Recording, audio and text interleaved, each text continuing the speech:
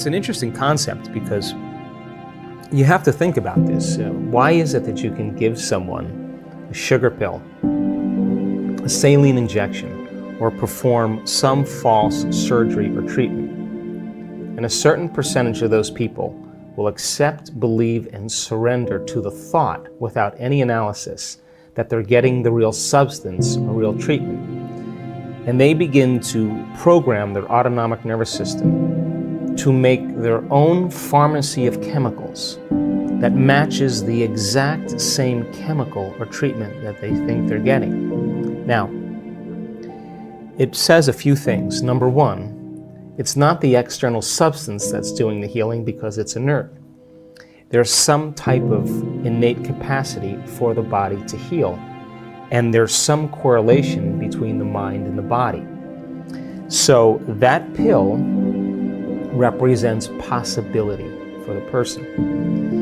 And so if you think about this, when they see the pill, they're conditioned into thinking that that pill can do something good for them. So in a depression study, for example, 3 out of 4 people that are taking a placebo in a depression study get better. Now that's 75%, which means that when that person sees the pill represents hope, a possibility for them. They begin to select a new idea, a new thought, that they could be better, a possibility. It's called a clear intention.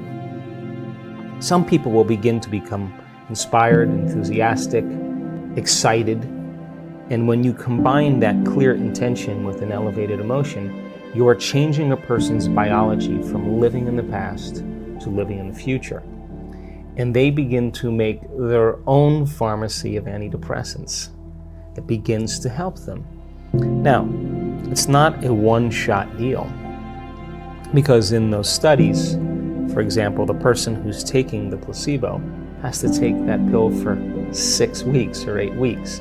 So every day, then, they're reminding themselves of a new future reality. And that pill represents a symbol. It represents a symbol of hope, a symbol of possibility. And instead of them relating to themselves in a limited way, that they have to resign to the idea that they can't think greater than how they feel in a depression study, or feelings have become the means of thinking, they're actually changing their physiology by thought alone. And the redundancy and the repetition of that cycle begins to select different functions in the nervous system.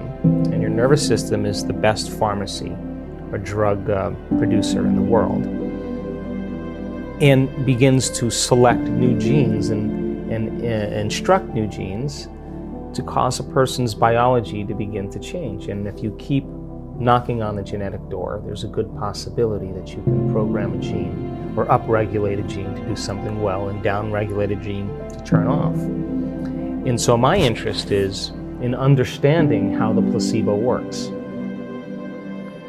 How does it work? Once you understand how it works, will you be able to teach it? Because do you need the sugar pill in order to move into a new state of being? Or can you teach a person to select an unknown instead of a known, and continuously select that unknown and emotionally embrace that future before the event occurs, so much so that the body, as the unconscious mind, begins to believe it's living in that future reality in the present moment.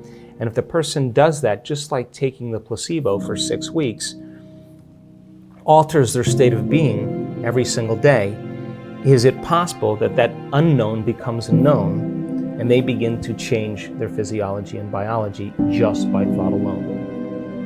You better be willing to have a new experience that is no longer a wishy-washy belief. It has to be a very strong impression in your biology, which comes with an accompanying experience that then changes your biology to understand you believe something else.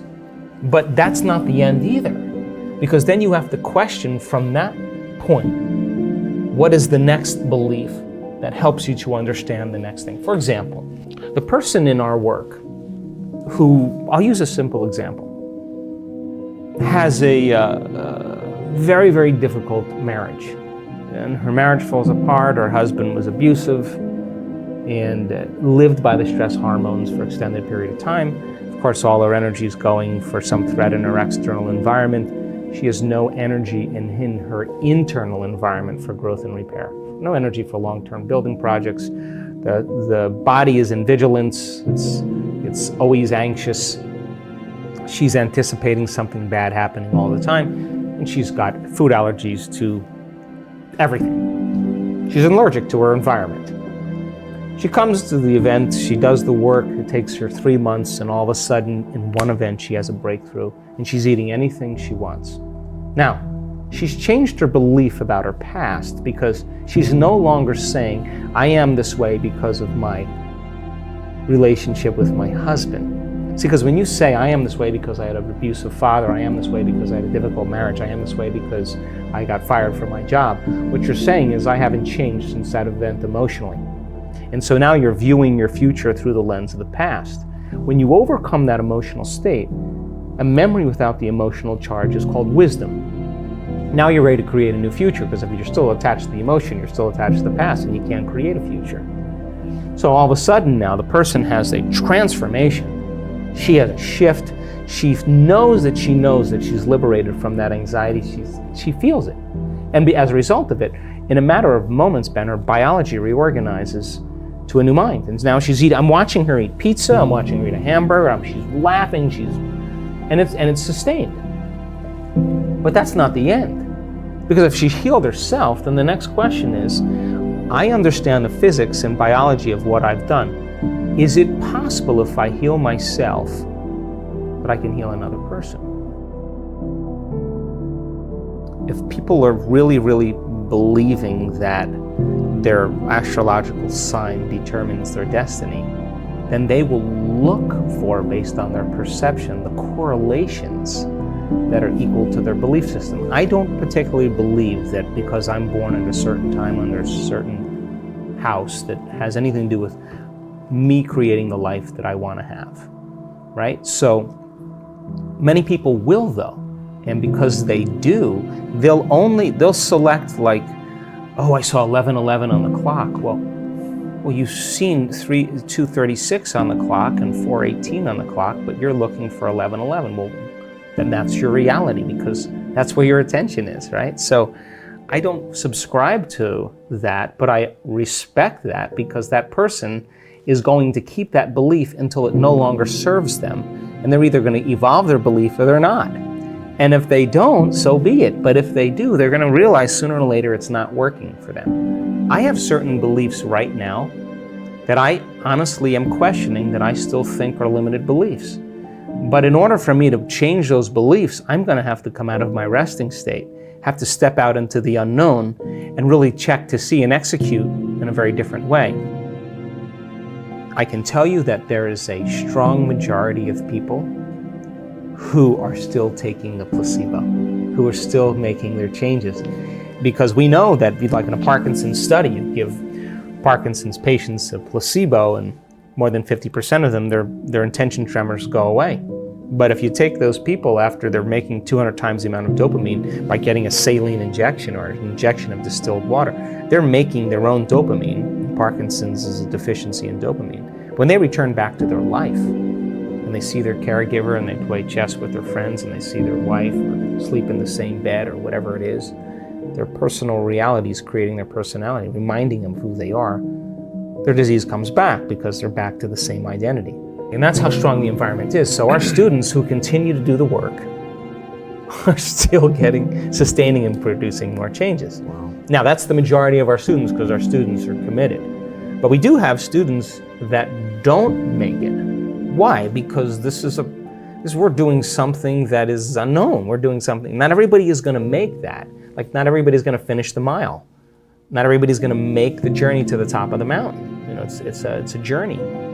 And so we ask people then, the ones that have had chronic diseases or conditions. The majority of them, by the way, are still doing exceptionally well. Some of them have had a disease return. And what we have them do is measure. Every 3 months or 6 months, you measure. Why? Because this is not about denial. This is about knowing. So the people who have had some conditions return, we ask them to measure, and then we ask them to go at it again.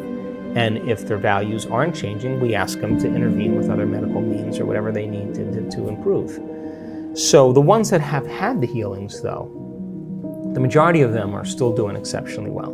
Some of them that stop taking the placebo or they lose their job, they lose their mother, they lose their life, and they get stressed, and they go back to their old self. Well, it's a matter of time when we're going to start seeing some of those conditions return.